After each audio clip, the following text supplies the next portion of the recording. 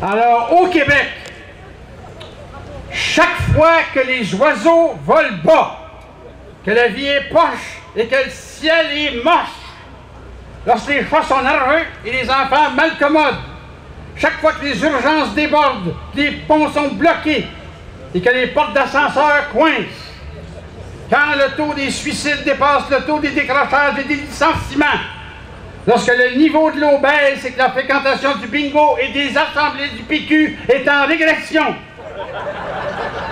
quand on a usé de tous les atermoiements, étiré tous les délais, épuisé tous les recours, bref, quand on ne peut plus tergiverser, branler dans le manche ou staller plus longtemps, le temps est mûr pour lancer une nouvelle campagne du bon parler français, ça marche à tout coup.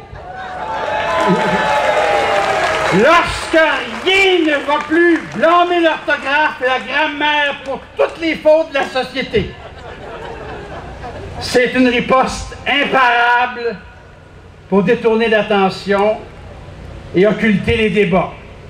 Depuis maintenant plus d'un siècle, peu importe le diagnostic, la médication linguistique est toujours la même.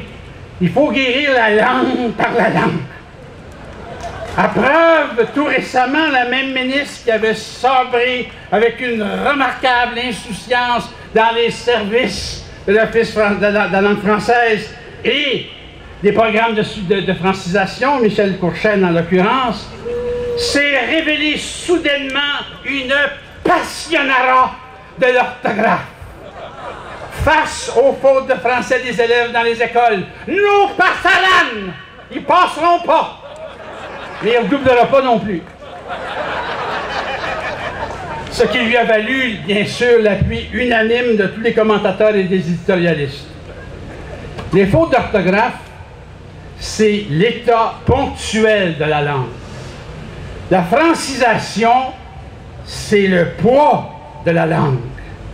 Et nous ne sommes pas descendus dans la rue pour réclamer des dictées, mais pour exprimer nos vives inquiétudes sur le poids de la langue française dans la société québécoise, son poids dans la vie courante, dans le monde des affaires, dans le monde universitaire, collégial, son poids, son peu de poids au conseil municipal de la ville de Montréal, dans le monde du travail, dans l'affichage sur les ondes, l'Internet et son poids dans le doublage des films.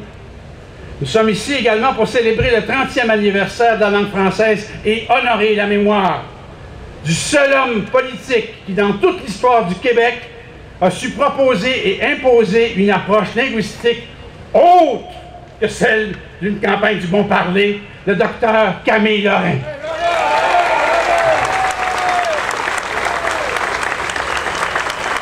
Il revenait sans doute à un authentique psychiatre d'établir que la schizophrénie n'était pas une maladie atavique, mais un symptôme. Si le Québec a mal à sa langue, c'est que le corps entier de la nation est malade et c'est tout le corps qu'il faut guérir, répétait le docteur au moment de l'adoption de la loi 101 en 1977. La charte de la langue française n'est rien d'autre que le geste d'un peuple qui est résolu à vivre sa vie. Ce n'est pas au nom d'une vénération inconditionnelle pour la langue française prise comme une abstraction que le Québec se donne maintenant cette loi historique. C'est au nom du respect de soi-même. On se souviendra lors du 20e anniversaire que le premier ministre Lucien Bouchard avait des problèmes avec son miroir lorsqu'il oubliait de lui parler anglais. Ce qu'on ignore généralement, c'est qu'il en avait de plus grave encore lorsque le miroir lui répondait avec la voix posée et calme du docteur Lorrain.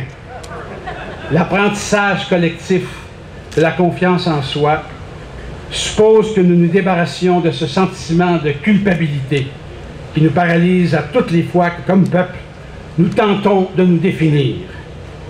Il faut cesser de croire que nous constituons un peuple généreux et admirable parce que nous supportons vertueusement et dans un silence unanime une lente mais implacable dépossession.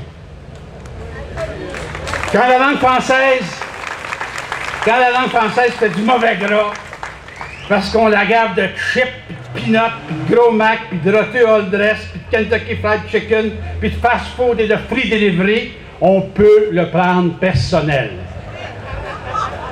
Mais quand la langue française perd du poids à vue d'œil parce qu'on baisse les bras, qu'on regarde ailleurs en écoutant la musique du monde dans nos écouteurs, qu'on ne voudrait pas faire de peine à personne, qu'on s'accommode pour ne pas avoir l'air mal commode, et qu'on crée une commission sur l'identité alors que le problème de l'identité canadienne, traduisée québécoise, est réglé depuis le 17e siècle, et que la diversité culturelle fait partie de la réalité montréalaise depuis l'ouverture de la première saison traite. Là, il faut le prendre historique.